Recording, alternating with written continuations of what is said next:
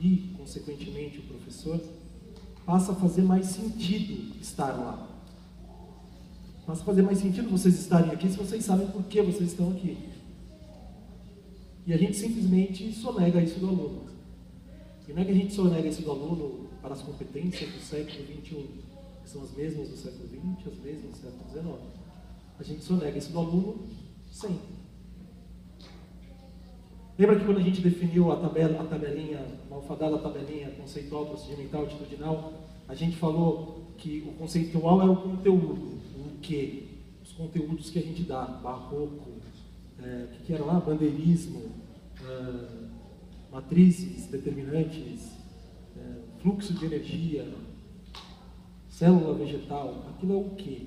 E é isso que a gente dá para o aluno o tempo todo. O como seria o método, aquela parte procedimental, por leitura de imagem, por comparação de texto, por roda, vou levar eles no museu, tudo isso é o como. E o porquê? Porque é aquela coisa que a gente inventou de botar naquela tabelinha rápido, que é para justificar o resto. Mas, sinceramente, você acha que você está dando bandeirismo para que ele tenha uma valorização das outras culturas? Tinha uma professora que foi lá no mundo, a gente estava conversando, e aí a gente fez uma roda de provocações e tal, e ela falou uma aula bem interessante que ela dava, ela é professora de literatura, e ela dava trovadorismo, né, uma escola literária, por meio do rap. E eu falei, pô, que bacana, mas seria muito mais interessante que você desse rap, e aí você explicasse por meio do trovadorismo. Sabe essa coisa legal que vocês estão fazendo, que vocês acreditam, que vocês gostam de rap, porque rap faz sentido para vocês? Então, tem as rimas, esse jeito de falar, essas formações vieram lá do trovadorismo. Passa a fazer mais sentido. Eles querem aprender rap, que é o que eles vivem. Eu queria ter aprendido rap, mas não tive. E é por isso que eu faltava na aula. Eu adorava a escola, mas eu odiava a aula. Essa é aquela parte em que eu vou botar e vocês tiram foto, que aí vocês podem falar lá na escola que vocês aprenderam coisas. Eu vou botar aqui atrás e vou ficar criticando isso. Essa tela de novas pedagogias podia ter sido posta aqui em 1970. Educação invertida, problematizar a aula, aprendizagem por projetos. Há quanto tempo vocês ouvem isso? Quantos congressos vocês já foram que falam sobre isso?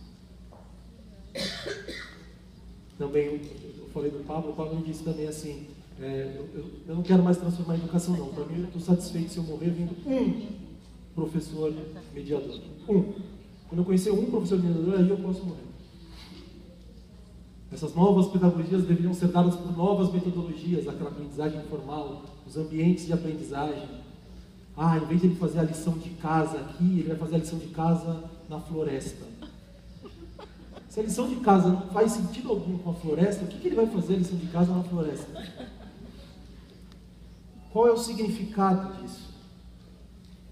Qual é o significado do que a gente faz?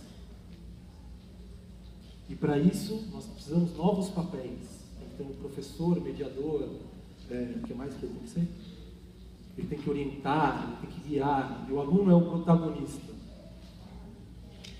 Como que o aluno vai ser o protagonista? Quando o professor pergunta para ele, ele já sabe a resposta. De tudo que ele pergunta para ele, ele já sabe a resposta. Porque se o aluno respondeu outra coisa, ferrou a aula. Ele já tem uma linha, eu já tenho uma linha aqui. Você vai falar, é o governo. Vai falar, tá bom, governo, eu boto um vídeo. Aonde está o seu protagonismo aqui? Mas o que foi dito ontem lá na mesa redonda, e aí eu vou trazer para cá. Existe um momento da aula expositiva. O problema é dar aula expositiva sempre, de janeiro a dezembro. Existe um momento de sedimentar o conteúdo. Mas qual o conteúdo? Por que você dá esse conteúdo? Quando que esse conteúdo vai fazer sentido para o aluno? Existe um momento do seminário, existe um momento das instalações. Tem que ser pensado. Não é instalação pela instalação. A gente não fez um corredor caro, que é escuro e claro, com uns negocinhos, porque a gente acha bacana isso. Porque faz sentido. E aí faz sentido eu estar aqui. E aí eu venho para cá feliz e contente. Faz sentido isso aqui que eu estou fazendo. Bom, tem alguém já fazendo isso? Essas 3 telas, que são telas de 1970, já existe alguém que está fazendo? Existe. Existem escolas que já fazem isso.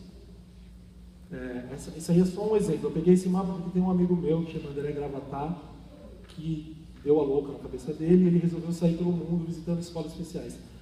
Isso não é raro, não. Viu? Tem mais gente que está dando essa louca e sai, pega lá o ranking do PISA, pega análise e vai começar a ir nos lugares para conhecer a escola. Essas são 13. Ele fez um livro que chama Volta ao Mundo em 13 Escolas. Essas aqui são mais 7 que a gente se... 7, 1, 2, 3, 4, 5. Que a gente se preocupou em estudar lá no... Quando eu fui trazer para cá, eu falei, bom, deixa eu ver quais que eu posso levar para eles. De novo, aqui a gente não tem tempo para entrar em cada uma, mas a gente consegue conversar por aí. Qual é o problema dessas escolas? O problema dessas escolas é que elas são especiais. E aí o especial só justifica a regra. Enquanto isso é especial, nossa, tem uma escola especial lá na Indonésia, eles tratam da sustentabilidade. A regra é mantida. Bom, aí o professor pensa, esse louco quer que eu mude a minha escola, então é isso. Vou chegar lá e falar, gente, não tem mais currículo, agora é projeto, é problema, vamos todo mundo para a praia, que vai ser lá, e agora tem significado e tal. Seria legal. O que o professor pode fazer na sala de aula? Tem mais um vídeo que vai dar a mesma travadinha, não sintam vergonha. De uma professora, ela só cita 3 exemplos, uma professora americana, não é nada demais. Ela só cita 3 exemplos do que ela fez na sala dela. E o vídeo dela acabou sendo um dos vídeos mais visualizados no TED. Simplesmente ela foi na frente do lugar e contou 3 experiências simples de como que ela fez ter significado a aula dela. De novo, quem quer ler legenda, cheguem perto das telas. E não se preocupem com a trava. Vamos lá de novo, vamos ver se melhora. Right about the time that the internet gets going as an educational tool, I take off from Wisconsin and move to Kansas, small town Kansas, where I had an opportunity to teach in a lovely small town, rural Kansas school district, where I was teaching my favorite subject, American government.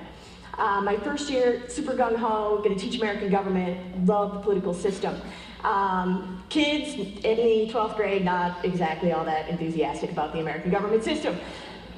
Year 2, learned a few things, had to change my tactic, and I put in front of them an authentic experience that allowed them to learn for themselves. I didn't tell them what to do or how to do it. I posed a problem in front of them, which was to put on an election form for their own community. They produced flyers, they called offices, they checked schedules, they were meeting with secretaries, they produced an election form booklet for the entire town to learn more about their candidates. They invited everyone into the school for an evening of conversation about government and politics and, whether or not the streets were done well, and really had this robust experiential learning. The older teachers, more experienced, looked at me and went, oh, there she is, that's so cute. She's trying to get that done. She doesn't know what she's in for. But I knew that the kids would show up, and I believed it, and I told them every week what I expected out of them. And that night, all 90 kids, dressed appropriately, doing their job, owning it, I had to just sit and watch.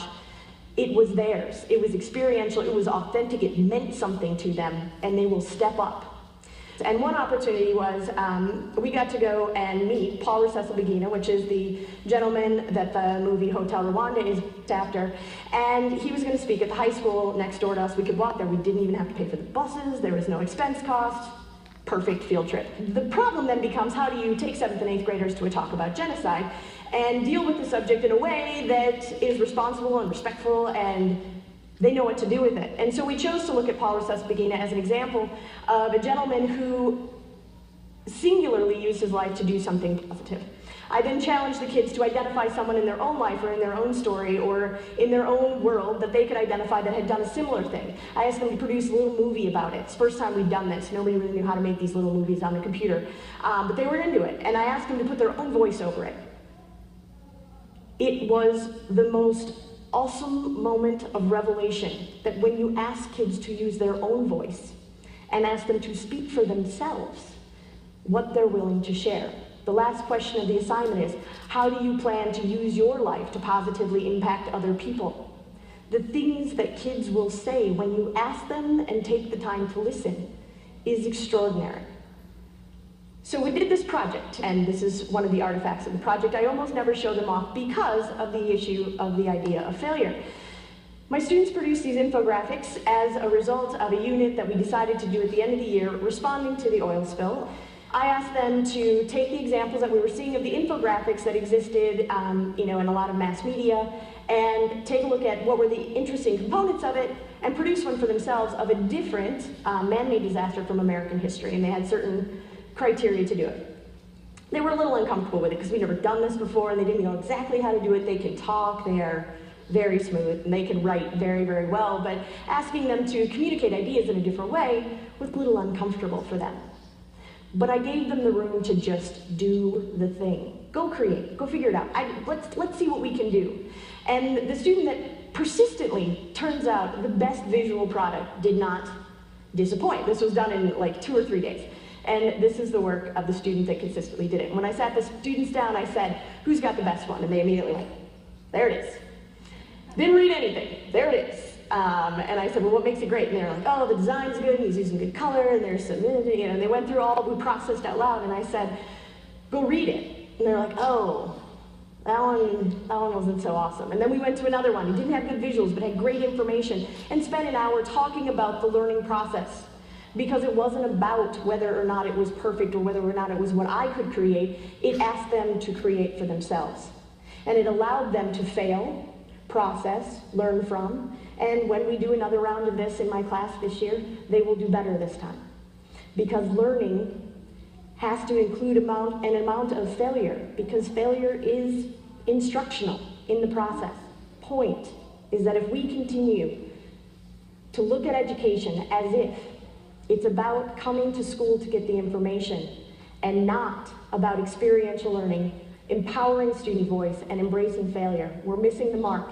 And everything that everybody is talking about today isn't possible if we keep having an educational system that does not value these qualities, because we won't get there with a standardized test, and we won't get there with a culture of one right answer. We know how to do this better, and it's time to do better.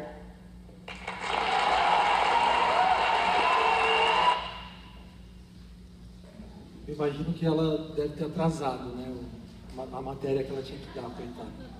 Foi inventar de fazer o negócio político, foi inventar de levar na discussão. Que professora ruim, ela atrasou o currículo. O coordenador dela deve ter ficado bravo, e o diretor muito possivelmente deve ter mandado ela embora, porque ela é uma má professora. Os alunos ficaram todos dispersos. Que história é essa? De novo ela vai gaguejar. Bom, eu mostrei que existem escolas tentando fazer, eu mostrei que existem pessoas tentando fazer, e aí ia ser muito feio se eu não falasse que o mundo está tentando fazer. É muito mais fácil falar para vocês hoje do que as outras turmas, porque vocês passaram por um dia de congresso. Vocês já viram 2 plenárias sobre atitude sustentável. Eu vi vocês requebrando com a África, não adianta falar que não. Eu lembro de cada um de vocês lá. O que une esses 2 projetos? Eles são atitudinais. Eles são puramente atitudinais. A gente definiu o conceito antes do que qualquer outra coisa. E a gente foi no conceito mais alto que a gente conseguisse ir. A gente não foi falar de meio ambiente ou de lixo. A gente foi falar de sustentabilidade. Era o maior guarda-chuva que a gente, depois de discutir muito, conseguiu enxergar. A gente não vai falar de bandeirismo para falar de valorização de culturas. A gente vai falar da África para falar de valorização de culturas. Então, a gente definiu 2 temas que são muito altos. E com esses temas definidos, você consegue estruturar o projeto. Como que a gente estruturou o projeto? É proibido falar de conteúdo. A área em que a gente trabalha agora chama diretoria de conteúdo. Você imagina o desafio que era para a gente fazer um projeto que não iria falar de conteúdo, iria falar de atitude. Tudo o que a gente pensava era um caminho que o aluno passasse de pequeno até sair da escola, e que as atitudes fossem sendo formadas, transformadas, levadas para casa. A gente foi pensando em estratégias de como fazer isso. A gente desenvolveu um multimídia que pudesse ser disparadora do processo, um multimídia de aprendizagem em casa. A gente fez um plano de aula, um termo ainda careta, para que a escola conseguisse caminhar por essa ideia atitudinal. Obviamente, esse projeto não deu em nada.